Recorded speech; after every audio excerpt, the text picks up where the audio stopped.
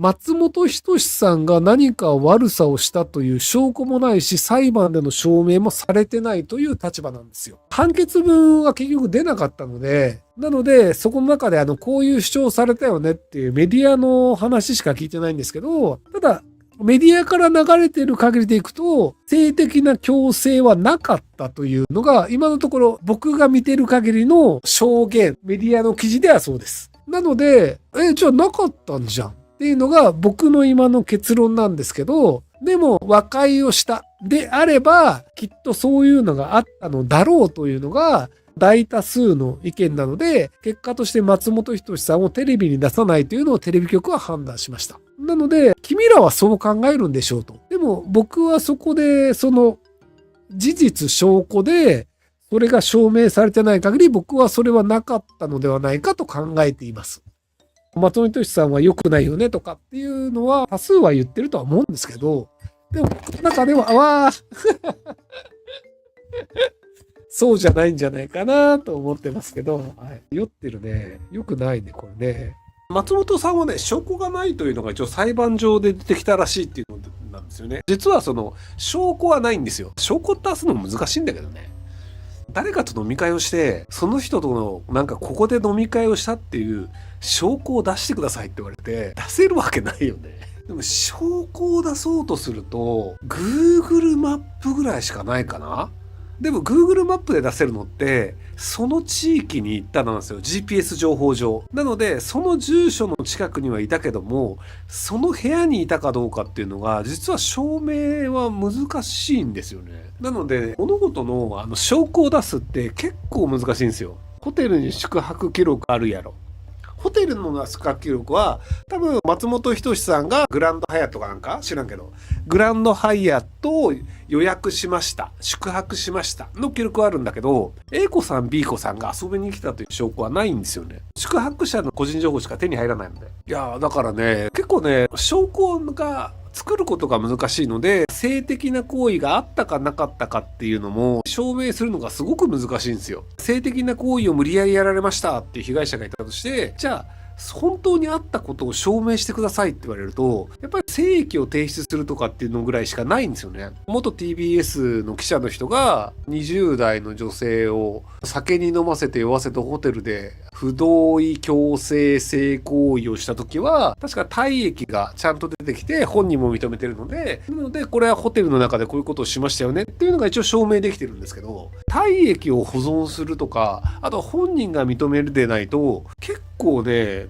難しいんですよね。いやーだからね、これなかなかね、本当に被害者だったとしても証明するのね、結構難しいんですよね。だからほら、銀行の金庫ですらさ、盗まれても証明できないわけじゃん。そういう意味でいくとね、元々の証明ってすごい難しいんですよね。M1 出るとしたら誰と組む？乙武、かっこ明らかに前、プロカズレーサーと以外でお願いします。やっぱ松本人志さんじゃないですか。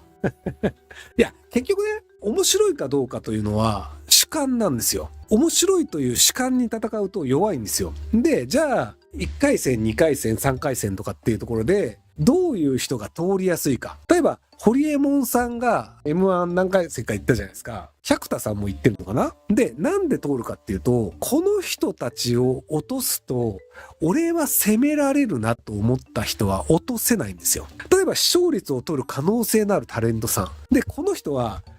ひょっとしたら俺は面白くないけど面白いと思う人がいるかもしれない。で、これを落としたら、この人知名度もあるし面白いのになんでお前落としたのって絶対責められるんですよ。なのでこの人は先に進めて自分の責任にしない方がいいよね。もちろんめちゃくちゃつまんなかったらしょうがないんですよ。ただそこそこ楽しかったらまあ上に行かせた方がいいよねっていう中間管理職的な判断というのがそこそこ発生しちゃうんですよ。審査員の下の方の人は。もちろん最終的な上の人たちっては別ですよ。なので何万人もあれもすんだよね。何万人何千人何千人を判断する人たちって吉本のスタッフですとか放送作家のペイペイですっていう人たちでやっぱり責任は負えないんですよ。なのでこの人テレビに出たら面白いよねっていう知名度のある人をもっと組んで、でどうでもいいそこそこのネタを群馬さんに頼んで作ってもらいます。はい。それなりに漫才上手い人たちってこの状況でこういうネタだったらだいたいこの点数取れるよねみたいなのは手癖で作れるんですよね、聞いてる限り。なので、そこでそこそこのネタを作ってもらって知名度があるから上に行った方がいいよねと。やっぱ優勝は無理です。テレビに行けるっていう段階までだったらそれでいけるんじゃないかなと思います。どうなんだろう。でも車さんと組んだら新しいグループだからいけんの？新規のグループだったらいける説だから、新規グループです、新人ですって言って、車さんと組んだらいけんのかな？パックンと組むといけんの？パックンのネタってそんなに面白くないよね。コメンテーターとしてはすごい面白いんだけど、パックンマックンの時のネタで笑ったかって言われると、そんなに僕パックンマックンで笑ってなかった時がするんだよな。車さんと組んでもう一回 M1 行きますはちょっと、これ落とせないと思うんだよね。M12 連覇している令和ロマンの片側車さんが吉本を辞めて挑戦してそこそこ面白くて落としたら、吉本はやっぱり実力じゃなくて吉本クビになったやつは切るんだみたいなイメージついちゃうから落とせないと思うんですよね。これは強いな。なんかほら、車さん仕事がなさすぎてさ、東南アジアかなんかに置いてかれる仕事とか受けなきゃいけないぐらいじゃん。だから多分ね、スケジュール余裕あるから結構いけるんじゃないかなと思うんですけど。でも今の人ってさ、パックンがお笑い芸人だったって知らないよね。もともとパックンマックンっていう芸人さんだったんですよ。ハーバード大学かなんか出て、日本行くわって言って、北陸かなんかの英語学校で働いて、で、そこでご結婚その当時されたのかな？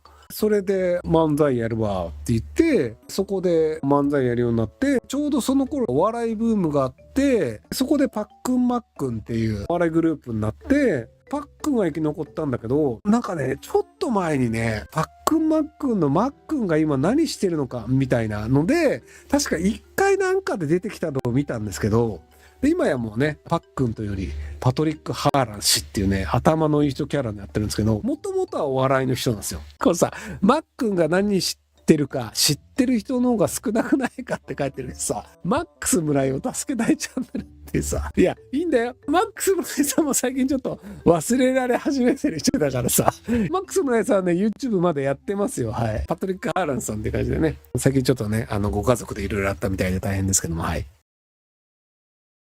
ご視聴ありがとうございます。今回の動画はこちらからの切り抜きになります。ひろゆき LINE スタンプ好評発売中です。概要欄に購入リンクがあるので、そちらから購入できます。よろしくお願いします。